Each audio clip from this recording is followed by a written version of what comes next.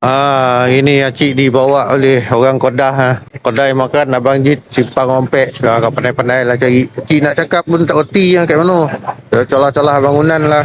Oh, atau ada. Masjid At-Taqwa punya orang. Nasi. Kau makan tapi kau lagi lah nak ambil video je. Sekejap lagi ya. Oh, buah sosun lauk ah. Oh, ya. Tu dia. Dia Arab tak manis lah. Untuk Kelantan manis-manis.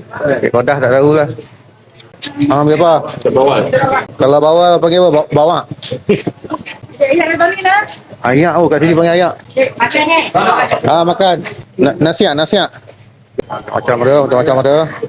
Kedai makan Abang Jit. Proses. Terima kasih tangan kiri. Okey. So banyak-banyak lauk tu ha.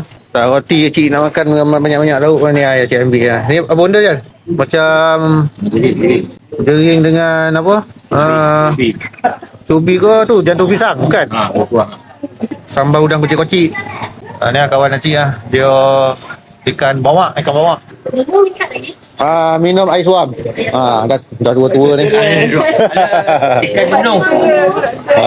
Ikan jenuh tu. Dah tua-tua ni air suam ni lah.